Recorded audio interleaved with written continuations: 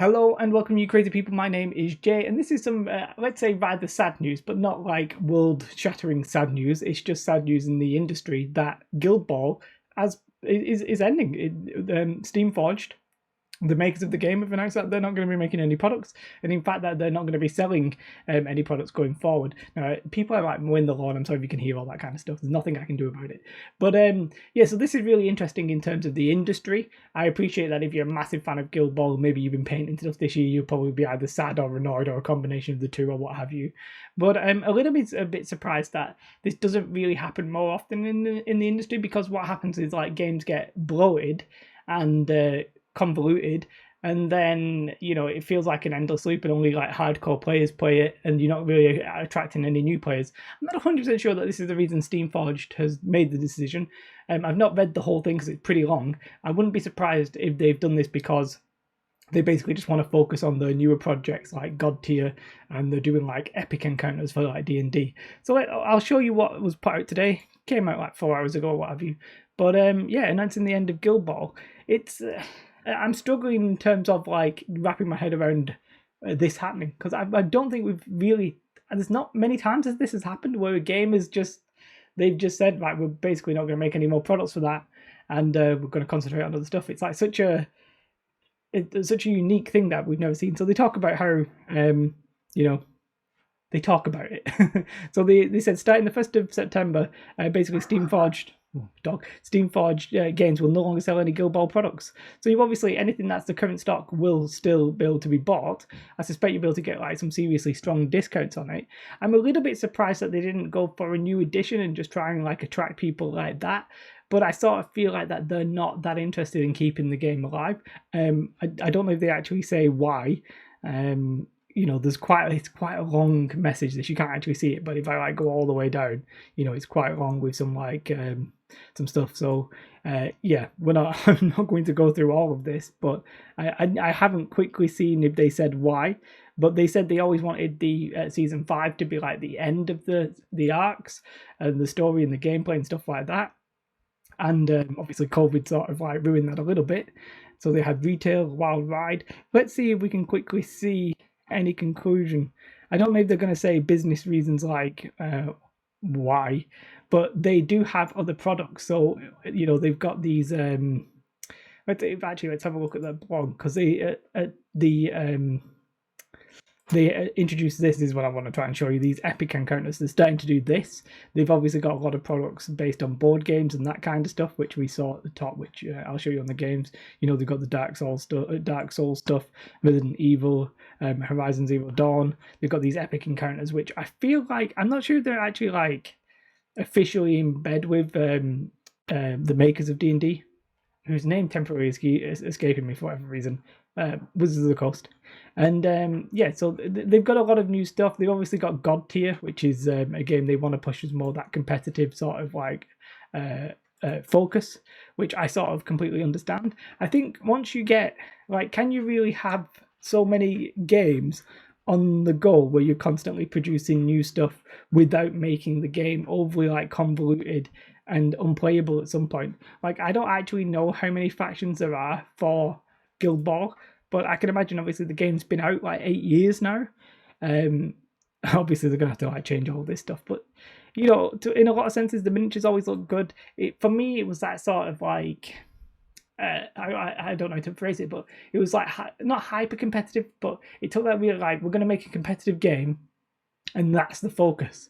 A little bit like X-Wing, although X-Wing I guess had a casual audience as well. But we're going to make a competitive game, and that's the focus. And I feel like it sort of did feel like it's run its course. Like if I speak to people about Guild Ball, or I read comments and stuff like that, it sort of felt like, yeah, they're obviously not going to push it too much, but to just have them flat out announce that, yeah, we're not going to make any more, in one sense it's refreshing, because that instead of letting it just die out and phase out, they're like coming out and saying, well, it's the end of it. So in that sense, I respect the methodology of doing it. I don't know how else you could really end a game without sort of people getting annoyed at you either way. Either you phase it out slowly and people will be annoyed, or you come out and just put a finalized day on it. if I'm honest, the next game for me that I could see doing something similar, if anybody was going to do something similar, would be War Machine and Hordes, because they're obviously Privateer Press are now pushing. It's not Warframe, Warcaster. They're pushing Warcaster, and again, that's sort of the same sphere. It's like if you've got a game that's sort of attracted to the same audience as another game that you currently have, how are you really going to like have enough resources to push both of them very well? Games Workshop are massive, but let's face it, God Tier aimed at this sort of like competitive people, but also just for fun, and it's that factionless grid-based system, cool. And Guild Ball was like competitive, sort of like a Blood Bowl-esque kind of thing. I do wonder if the renaissance of Blood Bowl has possibly even hastened the demise of Guild Ball, but it was sort of designed for competitive players on like a coffee table, right? And does a company really want to be pushing two games that are aiming at the same people if your resources aren't as vast as like Games Workshop? I sort of feel like that could happen to Privateer Press with War Machine and Hordes and Warcaster. Like, I know the games are different. People always come in and be like, hey, the games, they play completely differently. The rules are differently. And it almost doesn't matter that the game is different. It almost doesn't matter that the theme is different. If your audience, it's sort of the audience that matters most. If your audience is like a skirmish competitive game, then you have to worry or consider as a company, do you want to branch out into other different kinds of things? So Steamforge now have they've got the competitive game of God Tier, and then they've got the board games based on video game licenses. Then they're going to have those D&D encounters. They're whatever the word is, they're expanding their horizons. I'm really losing my language skills today, but they're putting their eggs in more than one basket and doing that kind of thing, and that makes sense. Whereas if you had like Guild Ball and God Tier, people or the owners of it might be like, well, are we not targeting the same sort of people there and splitting our audience? Maybe they could think so. And I sort of feel like, as I said, Privateer Press might end up doing the same thing with War Machine and Hordes. But I appreciate that the games play completely differently.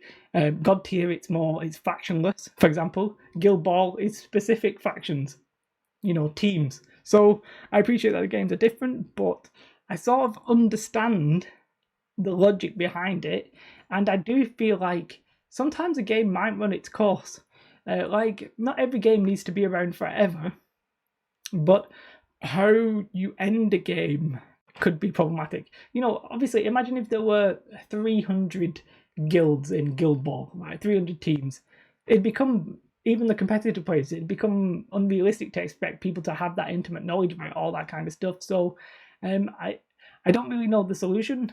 I think maybe a game like like God Tier, where actually you can just release one model and it really shakes up everything. Like, might run into the same kind of issue down the line, but you can just do a smaller release and get a big impact. So I don't know. It's interesting to see in industry terms. Obviously, it's a shame for anybody who currently played Guild Ball or really enjoyed Guild Ball. It's really, really like sad for you guys, I guess. But I'm sure you probably noticed that maybe less people were playing it. Obviously, you probably can understand that Steamforge really got to focus on the things that are going forward, and that's probably God Tier. So, yeah, it's completely understandable in a sense. But my only concern from like a customer point of view is, how do you make that transition from we're supporting this game to we're not supporting this game? I can only really think of two. One is slowly let it decline and then just not make anything.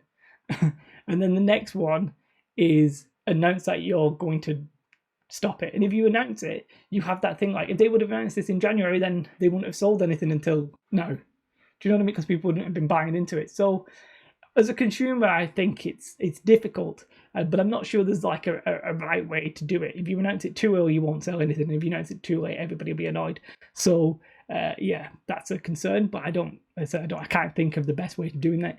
This seems to be as open as you can do it. So it is what it is. Yeah. So let me know your thoughts. Do you see any other game or any other company maybe like, oh well, if Steamforge can do it, maybe we'll do it? And what game do you reckon might be on the chopping block? And do you think about this? Like, if you've been a Guild Ball player, is this something you may have seen coming, or is it a complete shock? Like, do let me know in the comments below. Yeah, I'm fascinated by this, but I can't I'm not sure it necessarily means anything in an industry. It's just interesting to see a game do it. Like it's out of left field a little bit to see somebody just slam the door so shut. I've rambled a little bit there. Like and subscribe. Have a beautiful day. Goodbye.